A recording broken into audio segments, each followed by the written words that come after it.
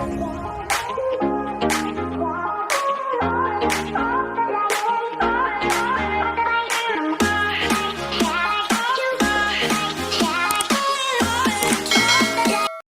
good morning everyone. Panibagong araw, panibagong vlog na naman po tayo.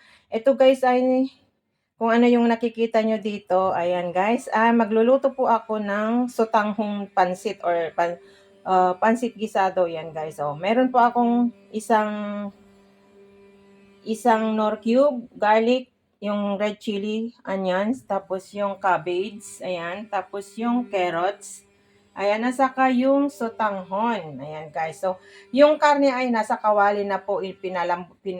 Pinalambot ko kanina. So, mag-i-start na po tayo na mag-fry para maano. Ito yung lunch namin ni Patty kagagal. Yun yung napag-usapan namin na lunch namin today, guys. So, ayan, maumpisa na muna natin. Punta na po tayo sa Maykalan. So, ayan guys, ito yung pork niya, yung panghalo ko dun sa pansit. Ang ginawa ko kanina guys ay linagyan ko ng konting tubig yung pork para mapakuluan at yung black pepper at saka konting salt guys para lumambot yung meat niya guys. Tapos ngayon na tuyuan na siya, so lalagyan natin ng konting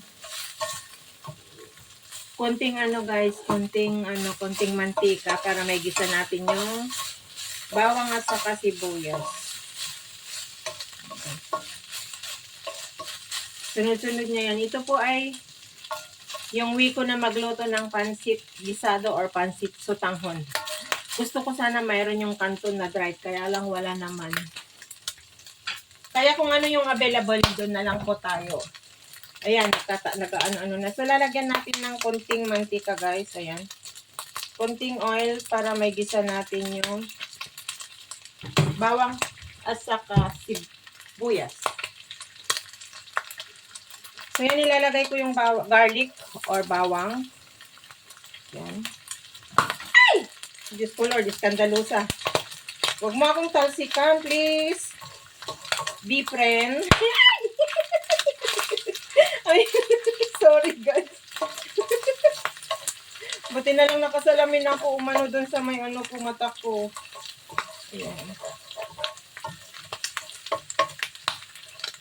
Ilagay natin yung bawang dyan para tapos yung onions dun guys. Aray ko, Diyos ko Lord, na yung kamay ko. Ay, ang iskandalusa mo naman.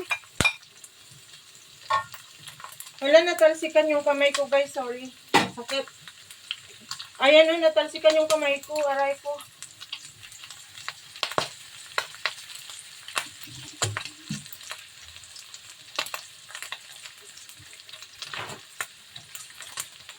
Grabe naman. Bakit ang mo ngayon? Ang tapang mo. Yan po yung konti lang. Aray ko. Huwag ka naman. Puros aray ko, Diyos ko. Yung salamin ko natalsikan ng mantika, buti na lang may salapong hindi tagos sa mata ko. Haluin na nga natin para wag tumalon. Ganyan na lang guys.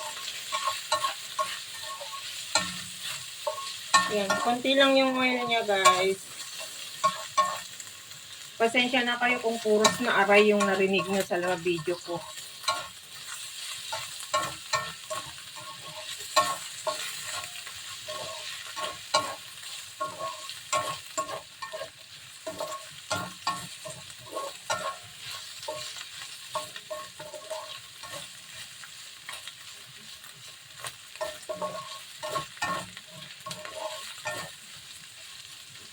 Tapos meron na ako yung linagan na 2 drumstick na manok or chicken, ihahalo na lang natin guys. Ayan. Para maging masarap yung natin. Pansit. Ito na lang ang pangmadalian na luto kasi baka magutom yung kasama ko. Lagyan natin ng black pepper guys. Black pepper.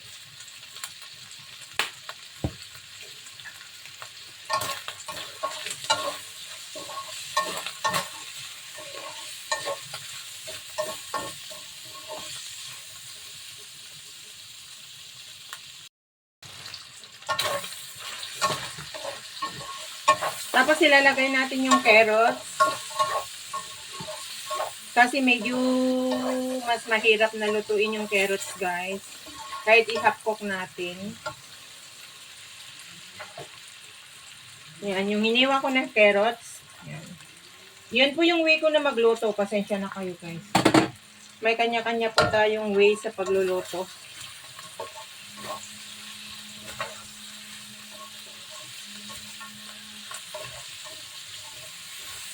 Halo natin.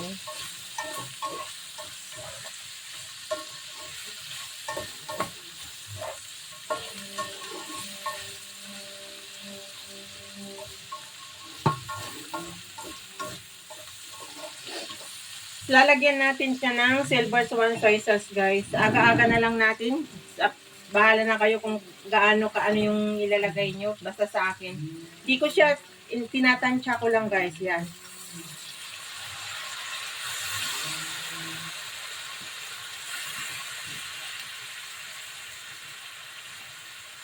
Tapos, ilalagay natin yung isang nor cubes.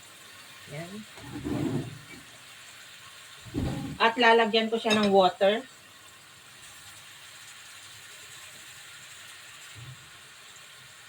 Yan, guys. Meron akong yung pinaglalambungan ko siya ng meat. Nadagdagan ko yung sabaw niya, yan. Yung pinaglambungan ko ng meat niya, yun, dagdagan ko ng sabaw para maluto yung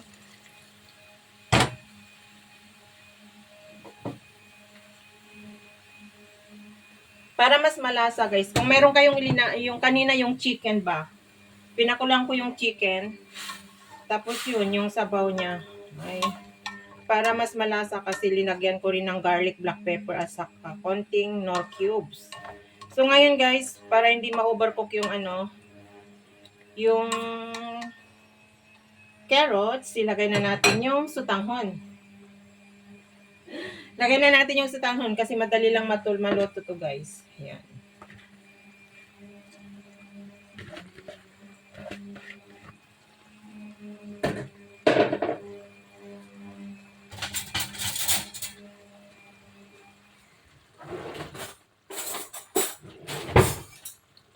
Haluin natin. Ihalo natin, guys. Ganito po ako magluto ng sutanghon. Wait lang.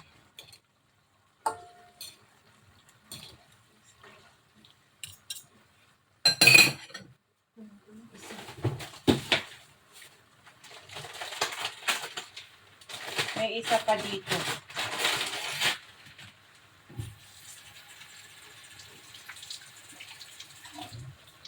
Ganyan natin. Sayang din. Iisa na lang. So, wag natin palakasan masyado yung fire para hindi masyado wag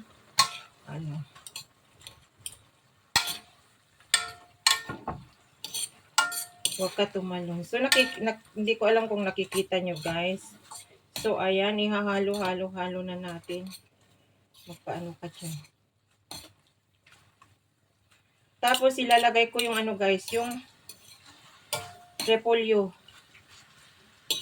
Pero titikman ko muna yung sabaw niya kung ay yung niya kasi kung kulang ay yung sauce ba. Ay tama, perfect. Masarap na yung sabaw niya, yung lasa niya, guys. So lalagay natin yung repolyo. Lalagay natin yung cabbage.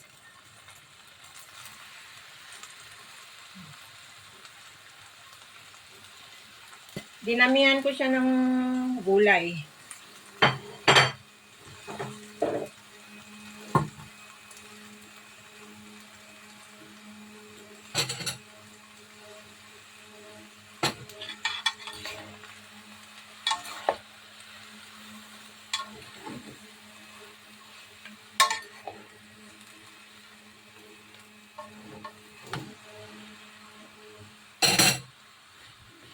Halo-halo lang natin, guys. Kasi yung cabbage, madali lang yan maluto kahit last mo na ilagay po.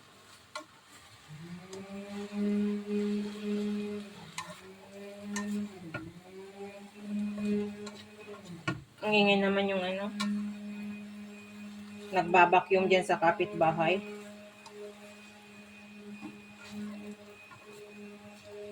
Parang natuyo na siya. Yun.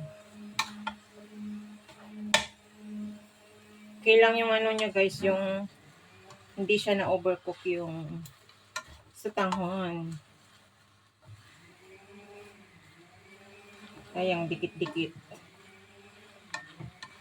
And then meron po akong inano na konti na red chili, yung Chinese red chili, hindi po siya bell pepper, which is ayaw ko yung bell pepper.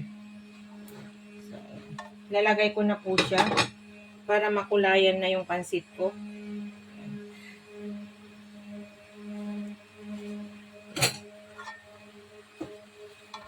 So, isang kawali na maliit yung aking pansit today.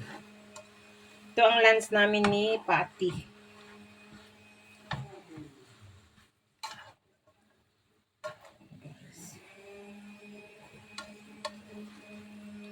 So, habang hinahalo-halo mo ay naluluto na po yung yung repolyo. Swiss, maglalagay ulit ako ng black pepper, guys. Wait lang. Black pepper is life. At magkahatsyong na naman ako dito.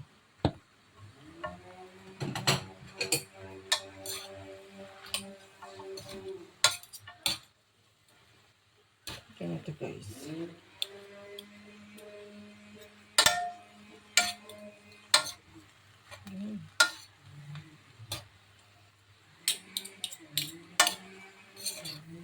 Dalawang tinidor ang pang-mix ko para may mix yung gulay. So, yummy. Looks yummy, guys.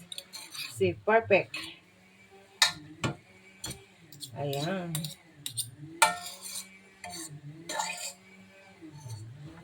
At luto na yan. Luto na yan, guys. Minimix ko lang yung yung mga gulay ba na may mix ko lahat. Ayan. Paghihiwa-hiwalayin natin kasi dumikit-dikit na sila. Paghiwa-hiwalay kayo, guys. Huwag kayong dumikit ng dumikit. So, yan o. Looks yummy.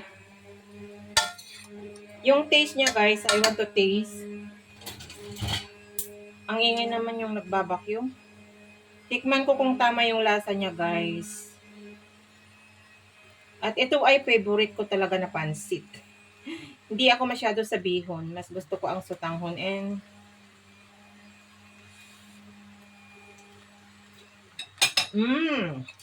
perfect. Sarap.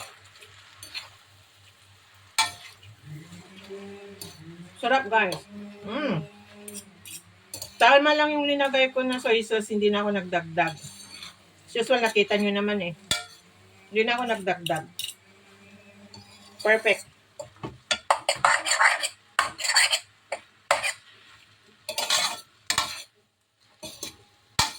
Yan, guys. Yummy.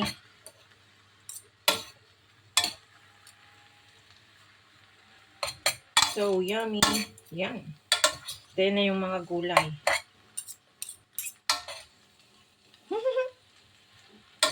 Kain na guys!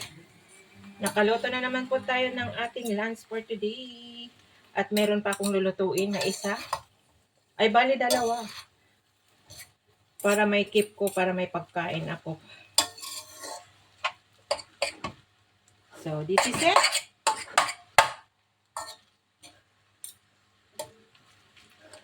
This is it, guys. Done cooking.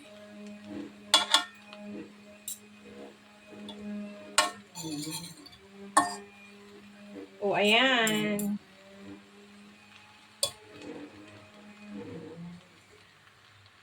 And we off the pipe. Off na natin, guys. So, ayan. Luto na ang aking pansit.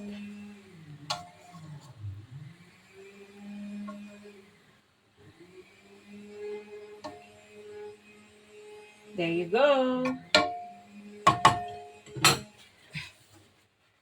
Samahan natin ng kalamansi yan mamaya.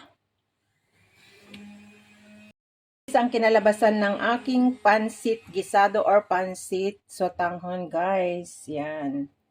Oh, yummy.